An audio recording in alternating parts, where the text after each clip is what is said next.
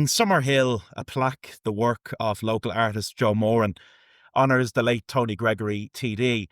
And it's a really fitting thing in a fitting place. It recalls that the independent TD succeeded in bringing politics and political leaders right into the heart of his constituency and the Summerhill area when they needed his vote in the Dáil. After the February 1982 elections, it was clear that the vote of this independent TD would be pivotal. And Robbie Gilligan, biographer of Tony, in his brilliant biography, writes that Tony insisted that all meetings had to take place in the modest offices at Summerhill Parade. Gregory and his team met Haughey just 4 days after the election results. And there's a brilliant revealing insight in Gilligan's book.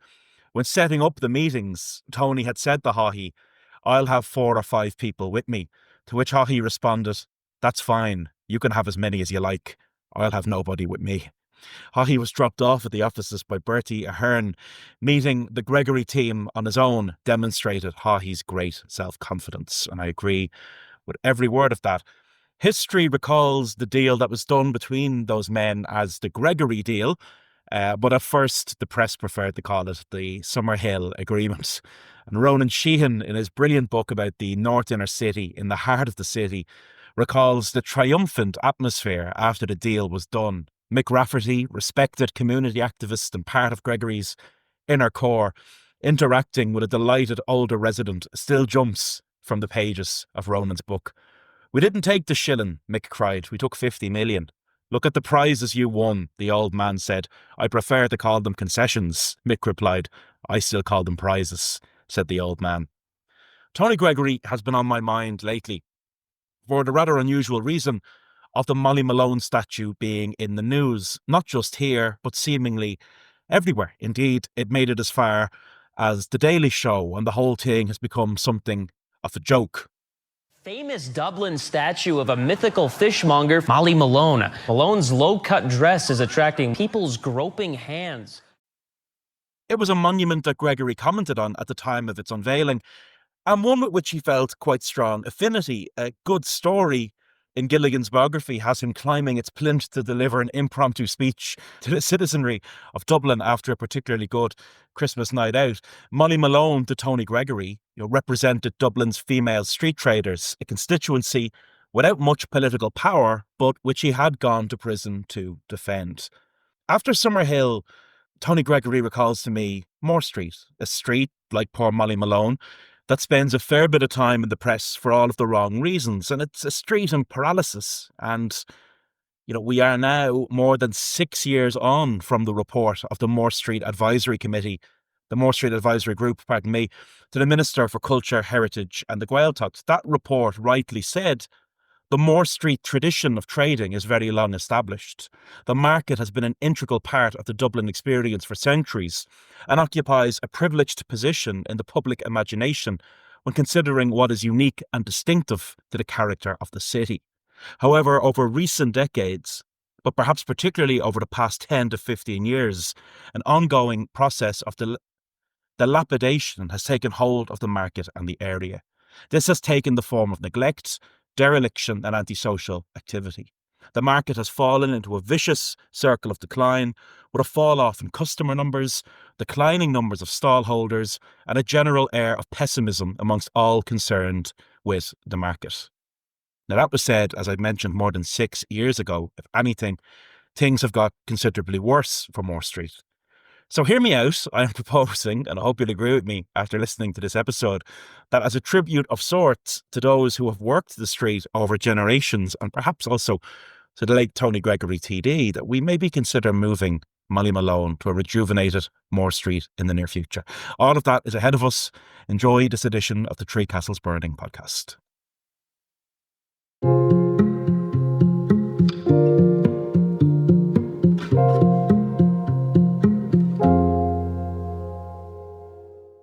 People trading on the streets of Dublin, like any other urban centre, is as old as time. As long as there have been people living around each other, they have been selling things to each other.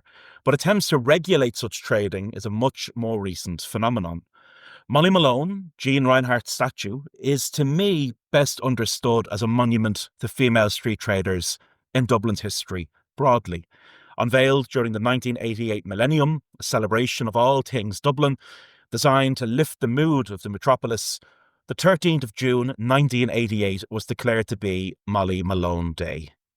How much of the Molly Malone legend is true? Historian and genealogist Sean Murphy, author of The Mystery of Molly Malone, has done a really great job getting into that and has detailed how the 1988 millennium celebrations, as he wrote in History Ireland, encouraged an atmosphere where any frothy fantasy could supplant historical truth, and historians and others who objected were dismissed as cranks and party poopers. And when an argument was made in 88 that Molly Malone was a real person with, supposed baptism and burial records even produced during the year of celebration, Murphy and others have disputed the argument that Molly was a 17th century street trader. Any variety of characters, Molly and Mary Malone's, could have been produced. Sean and others suggested that perhaps Molly Malone should be a little bit more Victorian than 17th century in her garb and in our imagination, in line with the song Cockles and Mussels. It's a great song. It's recorded probably no earlier than the 1870s. Got an interesting origin story that ties it back to other cities, Edinburgh and the state of Massachusetts, where early versions of it emerged. It's a great song. Ruby Murray, born on Belfast's Donegal Road in the 1930s, a frequent figure on the stage with a fine music hall voice, is best recalled now for once having 5 hits in the top 20 in 1 week in the 1950s. But she captured the music hall nature of the song, and I love her version of it. She was a fishmonger, and sure 'twas no wonder, for so were her father and mother before, and they each wheeled their barrow through streets broad and narrow, crying cockles and mussels, alive, alive, oh. And Molly Malone doesn't have to be a real person, of course, to exist as a symbol in the mind of a city. Towards the very end of the millennium year, Jeanne Rynhart's statue to Molly Malone was placed at the bottom or the top, depending who you ask, of Grafton Street. And significantly, it isn't just one of the few depictions of a woman to be found on a walk through the capital, and things have got a little bit better since. But it's also a rare example of the work of a female artist on our streets. Born in Dublin in 1946, Rynhart was the daughter of a Guinness signwriter. She attended the National College of Art and Design, but she was really just emerging in her field at the time of the Molly Malone Commission. And some of you might remember the old Dublin Writers' Museum on Parnell Square. Her busts of Jonathan Swift, the author of Gulliver's Travels, and the great Oscar Wilde were to be found there. They're in the Museum of Literature today. While a bust of James Joyce found a home in the New York City Library. I have a lot of admiration for the work of Jeanne Rynhart and her legacy. The statue honouring the young Irish immigrant Annie Moore at Ellis Island is a really beautiful piece, unveiled by President Mary Robinson in 1993. The campaign for that statue was actually not without its own challenges. The authorities in America initially felt that visitors of other than Irish descent would likely view the statue as implying that their ancestors were somehow of lesser importance. But look, common sense won the day, and thankfully that statue of young Annie, the Irish immigrant, is now viewed, I think, in New York as embodying the migrant story more broadly. If that statue was divisive in New York, it was nothing compared to Molly Malone at home, which really did divide opinion very sharply. Dubs broadly seemed to like it when you listen to the vox pops when it went up on the street. But for some, Molly's appearance was the primary controversy. A journalist described the statue as having more curves than a 17th century road through the Liberties.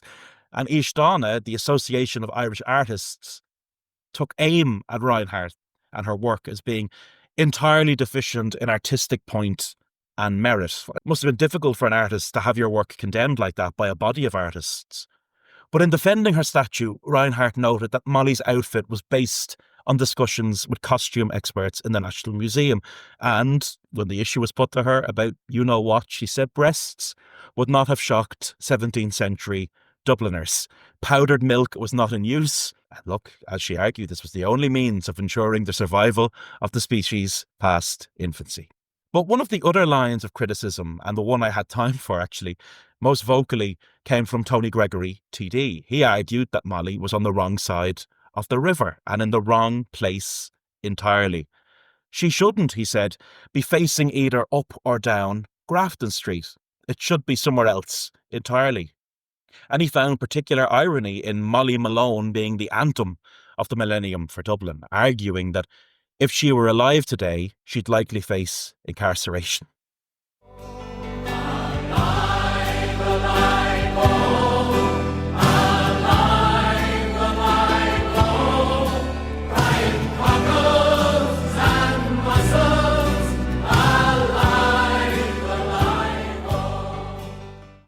Throughout the 1980s, trading on the streets of Dublin was becoming much more regulated and a much harder way of making ends meet.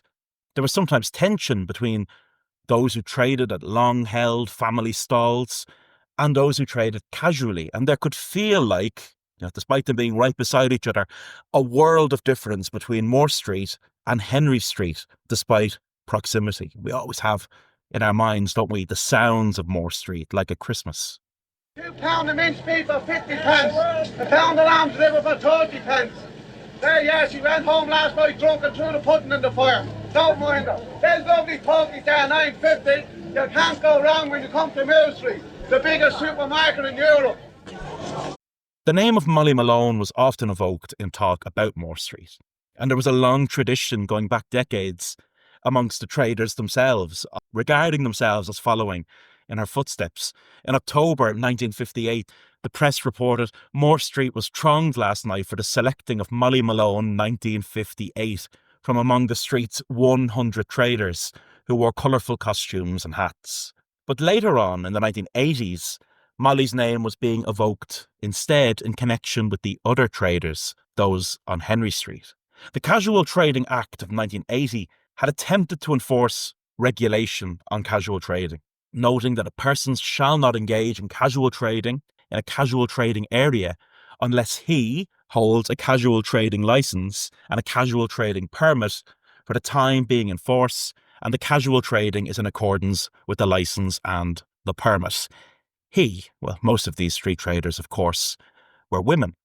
And the Casual Trading Act meant completely different things in different parts of the country.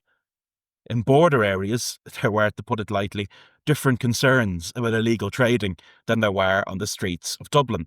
But here, it led to a new kind of trading. And Joe Lee made an amazing documentary about that time, available to view in full online, a really excellent work, featuring the last interview with the late Tony Gregory, was called Bananas on the Breadboard. Now, think of that title for a minute, picture it in your head, a pram, a breadboard across it, goods on top. This was a kind of makeshift shop that could easily be disassembled, and the scattering of people and goods and bananas on the arrival of the authorities was a frequent sight. When the casual street traders began to feel real pressure from the authorities in the 1980s, they banded together under the name of the Molly Malone Association, telling the press, the Molly Malone Association has 60 members, many of whom have traded in the streets over the last 20 to 40 years. Over the years, we've been constantly moved by the Gardaí and fined for illegal trading. We are ordinary women trying to keep a roof over our heads and food on our tables by continuing our family's tradition of street trading. It is our only income. We are fed up being victimised for trying to earn an honest living. To take up the cause of these women, needless to say, was not going to be a massive vote getter for Tony Gregory. And perhaps before going further, it's worth giving some kind of potted history of Gregory himself. Gregory was very much the champion of one kind of dealer and the scorn of another. And in the book Smack, The Criminal Drugs Racket in Ireland, that's a very rare book, owing to the fact it found its way into the courts as quickly as the bookshops, Gregory is described brilliantly by the authors.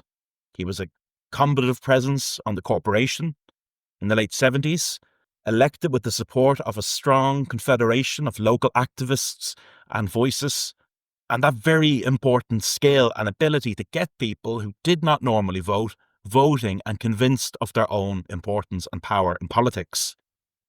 And his election to the Dáil happened at a time when, to quote the Booksmack, the 34-year-old teacher was an unknown quantity to the world at large. Born and reared in the area, he still lived in the family home at Ballybock with his father, a retired docker.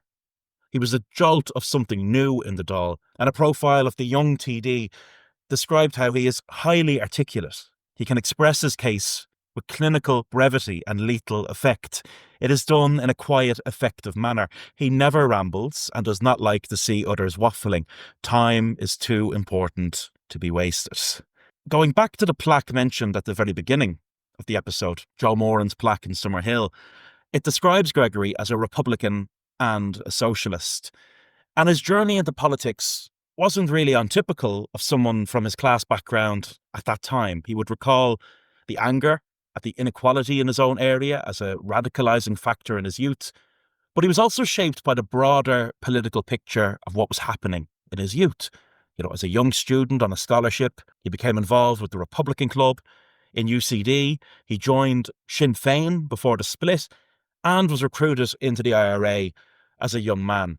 And he would later tell Hot Press magazine about this time when how so much was going on, the Irish politics of the day, the international politics of the day. He talked about a huge radicalism among young people, and probably all of that was diverted or destroyed by the North. The North blew up and it dissipated. Gregory was deeply affected as a young man by the subsequent splits, divisions and deaths within republicanism in Dublin, that people who had stood literally beside each other on the protest picket lines could be taking aim at each other. But he proved to be somebody who could look beyond disagreement on the issues around all of that. All politics, as they say, is local. There were pressing issues on the ground, and Gregory was willing to make alliances where it mattered on the ground. And there were lots of issues that helped propel Tony Gregory into the Dáil, but I think more than anything it was his consistent opposition to drug dealers who would be regarded as a scourge on the community that won him the backing of so many. On the casual street traders, Gregory accused Store Street Garda Station of reacting to pressure put on them by the City Centre Business Association in 1985. And in March of that year, O'Connell Street was brought to a total standstill, with 14 traders arrested for blocking the street. The women, the press reported, were joined in their protest by Tony Gregory TD and Christy Burke of Sinn Féin. Both men lay down in front of a CIE bus as Gardaí tried to direct it through the picket. Later, a Garda sergeant took both men's names. And after a further protest in July, Tony Gregory, Christy Burke, Joe Costello, active within prisoners' rights groups at the time, later familiar faces of TD, were all in court. The traders and the defendants, the Evening Herald said, left the Bridewell area singing Molly Malone as they pushed their barrows towards Henry Street. The situation was a kind of curious one. Tony Gregory was finding himself at loggerheads with inner city Gardaí, often the same people he was developing better relations with on other issues pressing the North inner city. But this wasn't the anti-drugs movement, and Gregory sometimes made reference to that, how these two things were treated very differently. The Gardaí, the Herald reported Gregory as saying in that summer, have set up a special plainclothes squad to monitor women selling fruit and vegetables in Dublin city centre. It took a year and a half of Dáil debates and campaigning to have a plainclothes unit established to deal with heroin pushers. Now this specialised squad, Gregory said, has been set up from Store Street to deal with old women wheeling prams around. And throughout that year, 1985, Gregory and others are constantly in and out of the courts on the street trading issue. I represent some of the poorest people in the country, and I'm not going to give a guarantee that I will not involve myself with protest on their behalf, he told the court. Fined £150 and ordered to sign a bond to keep the peace. In October 1985, he of course refused to pay it or to do it. And by the end of that year, there were other names reported in the press. A young woman from Summerhill, a mother of a 4-year-old baby, was jailed because she owed £900 in fines for illegal street trading. The law, Gregory insisted, was never meant to penalise them in this way. What had been designed perhaps with big criminal rackets in mind was ultimately coming down hard on individual women selling from prams.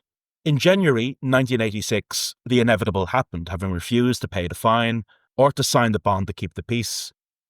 Tony Gregory TD is arrested at his home in Ballybox, Sackville Gardens, and sent to Mountjoy for 14 days.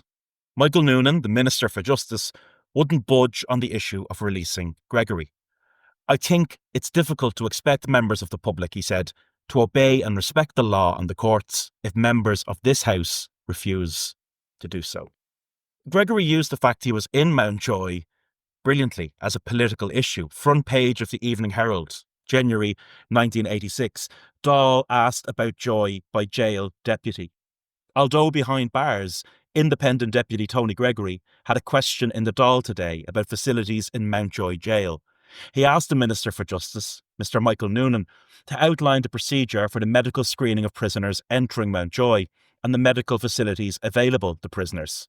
Had the Minister any plans to improve these procedures and facilities? The jailed deputy asked. The Minister's reply will be taken to the deputy in prison this evening with a copy of the budget speech of Minister for Finance, Alan Dukes. Gregory pushed the issue and actually argued that the Minister should give him day release so that he can carry out his constituency work. He said he would return nightly to the prison. And he also made the point, Gregory, that he was being detained in the training unit and not the main body of the prison. Obviously, they were afraid of what he would say about the conditions there, he told the press. Traders and Councillor Christy Burke were added to the Mountjoy prison mix during Gregory's time there, and it certainly didn't help to cool down the situation. There are far better places to spend your day as a TD than sitting in Mountjoy prison, over £150. Yes, but principle was everything. And Gregory's time in prison forced the issue of the street traders to the top of the agenda. John Boland, in his column in the Evening Press, noted a feeling in the city that many people felt that Gregory had been treated badly. I'm with him in support of the majority of decent traders, and I'm with him too in his hatred of the heroin pushers and their deadly trade, some of whom are operating within a couple of 100 yards of Henry Street. Why, Boland asked, had Gregory, Burke and others been pursued when a farmers' protest brought traffic throughout Dublin city to a standstill? The ringleaders were not even reprimanded, let alone charged. Robbie Gilligan, in his biography of Tony, makes the important point that Gregory, Christy Burke and others were treated with respect by the prison authorities. John Lonergan, the governor at the time, to quote Robbie, recognised their status as public representatives, accepted their claims to be political prisoners, and facilitated them in representing their constituents. It ultimately, I think, did no harm to the political reputations of either men. Christie would later serve as Lord Mayor of the city, and to my mind, Gregory will forever be the one who got away from that office. Tony Gregory, perhaps the greatest Lord Mayor Dublin never had. So that drama all plays out in 1985 and 1986. But Gregory's association with the market traders ensured that his name became synonymous with the issue again in 1988. Molly Malone's famous cartload of cockles and mussels, the Herald noted, has been wheeled into the thick of a North Side versus South Side controversy, which shimmers around Dublin's uncrowned queen. Gregory was someone who recognised the great potential of the 1988 Dublin millennium. And while it's easy now in hindsight to look back at it and scoff a little bit, I mean, you might remember an episode of the podcast was dedicated to that year and what it meant. The officials kind of seemed to be making it up as they went along. More than any real historic anniversary, Dublin's celebration seemed to owe more to the success of similar endeavours elsewhere. Cork had Cork 800 in 1985, the 800th anniversary of their town charter. Galway in 1984 had Galway 500, marking the 500th anniversary of the granting of Galway's town charter. Dublin's Great in 88 was kind of piggybacking on those feel-good moments. But Gregory, I think, really recognised the great potential of that year for civic pride and to talk up and not talk down Dublin. 14 Stories Up in the Sky, recording a chat for a forthcoming episode about Liberty Hall. The building is 60 years old this year. The artist Robert Ballard told me how he was commissioned in 1988 to paint large-scale murals at the Custom House, which was then undergoing a restoration. And it was Tony Gregory and his team who helped Robert find kids from the local area who wanted the experience of being involved in that. was the year of the Dublin millennium. What was that? 88. 88. I got a commission to do, I suppose you could call them murals, large-scale paintings on the front of just down the quays, on the front of the Custom House. And that was an interesting project because it was the architect, restoration architects, called David Slattery, who asked me, because he said, we're going to be putting up scaffolding and everything here. Can you come up with an idea to put some art on it? And I said, yeah, well, I need help, you know. And I remember talking to Tony Gregory and Mick Rafferty, who were very involved then in, community carry on in this part of the city. And I asked, could they get me some young people to work with me? So the final solution was I became an unofficial ANCO tutor to these kids. And I think it was 18 of them I had that worked with me on that project. And again, it's kind of frustrating because it didn't get the kind of coverage I thought it would get. They were absolutely enormous murals. They were two of them. One of them was, they were kind of 60 or 80 feet wide, huge things, you know. And the kids were great, you know. They were all we're all under 18, I suppose. But the battle that Tony fought of getting Molly Malone moved to the north side did not end in success. And Moore Street, I mean, you don't need me to tell you this, Moore Street is in crisis. I would tip my hat in the direction of people who are trying their best.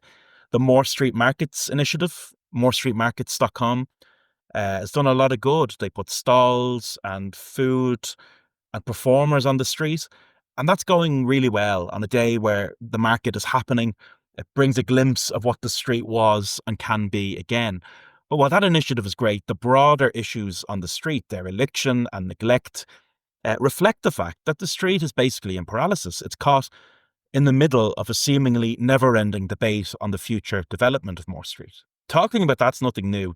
2001, shockingly, a quarter of a century ago, more or less, the Evening Herald interviewed traders on the street. This is 2001. One trader told the paper, the street was once absolutely packed compared to what it is today. There's too many big supermarkets now. Everyone loves a supermarket and the trade has gone very bad now. Only for the Africans and the Chinese coming in here, we would be lost. They are very good at supporting the market stall holders. And I suppose trying to lift the mood, that same newspaper report said that the corporation has ambitious plans to transform Moore Street as part of its multi-million-pound plans for the capital. In any new development of the street, several of the Moore Street traders and area politicians want to see Molly's bronze statue in any new Moore Street market. Much of the focus on Moore Street has, of course, centred on the events in the closing 24 hours of the Easter Rising. And look, for me, the preservation of the 1916 battlefield, that is important, but so too is the broader story of the street and its position as a market street in the city through generations. And if we do eventually land on a Moore Street for the 21st century, what will that look like? You know, I'd like to see as much of the battlefield as possible saved. But for me, there are broader questions around the street itself. And perhaps, moving Molly Malone there could be a gesture worth making, something that says Moore Street is back. Tony Gregory died in January 2009. He was just 61 years of age, and his coffin was draped in the starry plough, such a powerful symbol, the flag of the Irish Labour movement. And while that was powerful, so too were the words of Peter McVerry, who told the enormous congregation that Gregory and the Gregory deal made people believe that their dream for a better life, at least for their children, might, after all, be possible. Praise came from all quarters.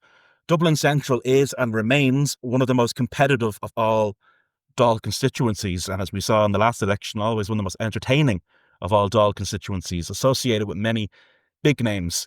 Pascal Donoghue lamented Tony Gregory. He was a servant of the people and worked tirelessly for them and for the community. The independent TD, Finian McGrath, noted that he taught me everything about politics. Above all, he was a man of great ability and integrity.